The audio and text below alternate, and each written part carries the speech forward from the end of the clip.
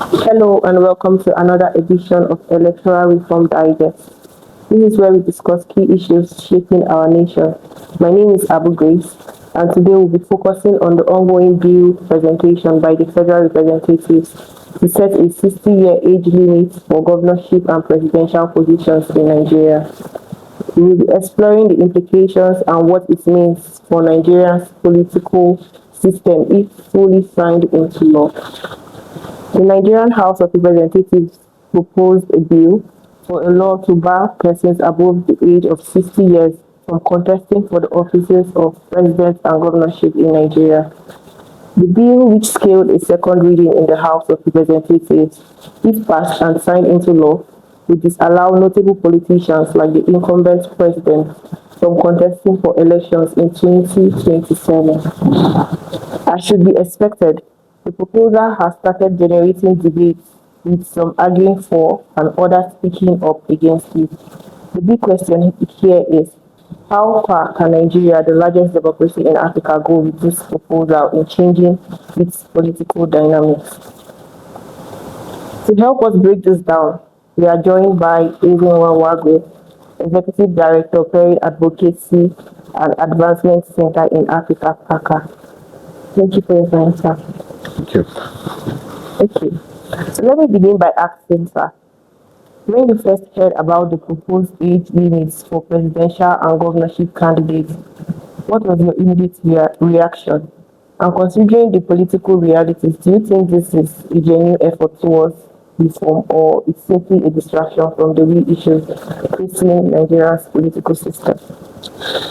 I think you captured it. It's an absolute distraction because for all the challenges that our democracy currently grapples with, one of it will not be to want to constrict the democratic space.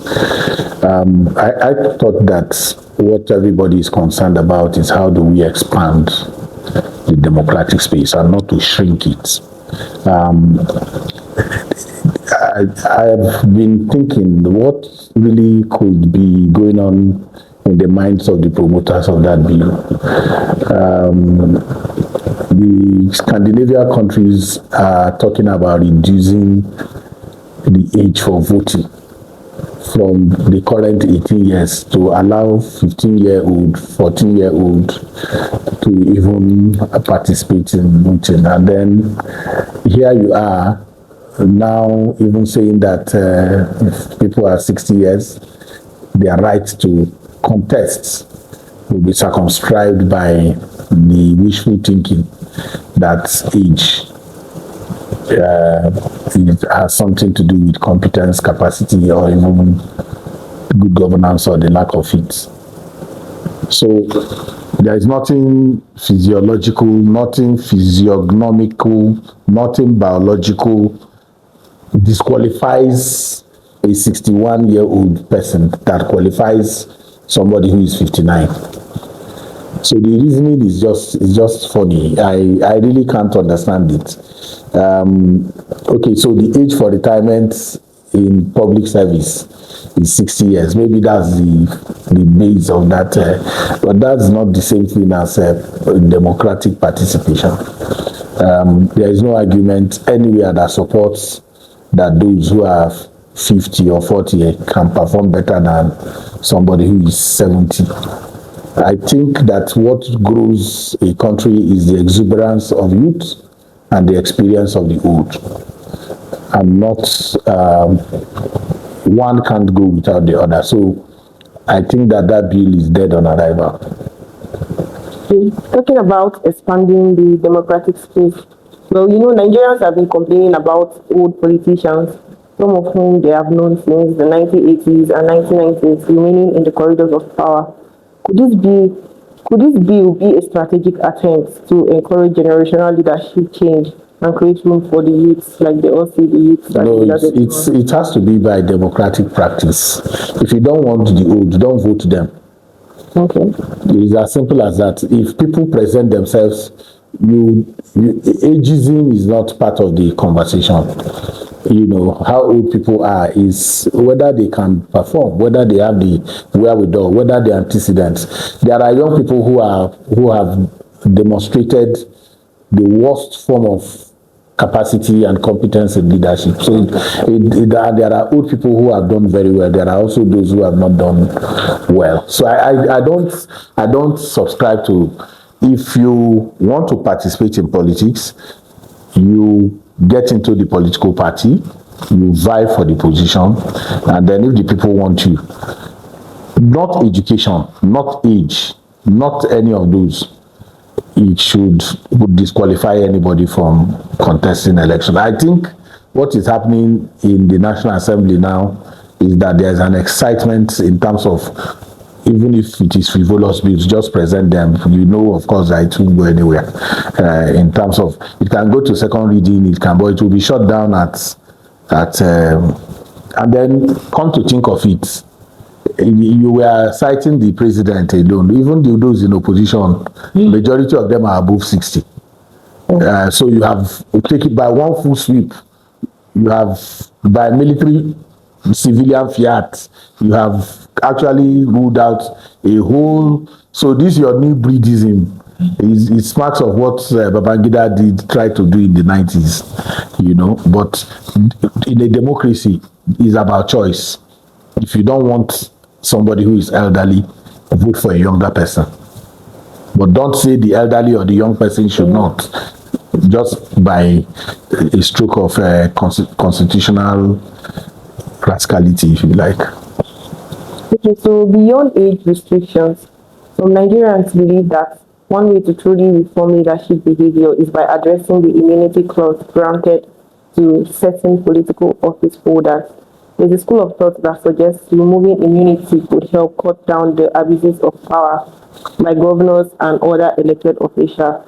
What's your take on this? Do you believe stripping away immunity could lead to more accountability in our political system? It has the possibility of doing that, but it also can inflict distractions. Nigeria is a country of, let's say, litigation-happy people. People can just slam court cases against the governor. You'll be attending every day. He'll be attending court. When he finishes in that court, he'll go to second one, then to Supreme Court, and that can take all the time of his tenure. So there are certain offices that somehow you need to, but it does not remove criminal liability, and I think that's the mistake that people make. A governor is not immune from criminal liability. He's only immune from civil liabilities. So if a governor commits murder, he can be tried. But the only thing is that he will not be sentenced until he finishes his term. And because you have a tenured system, no matter how long it is, 4 years, his tenure ends. At the end of the 8 years, his tenure ends. So after 8 years, it's not status bad. Those crimes are not status bad. He can be arrested for crimes he committed while he's governor.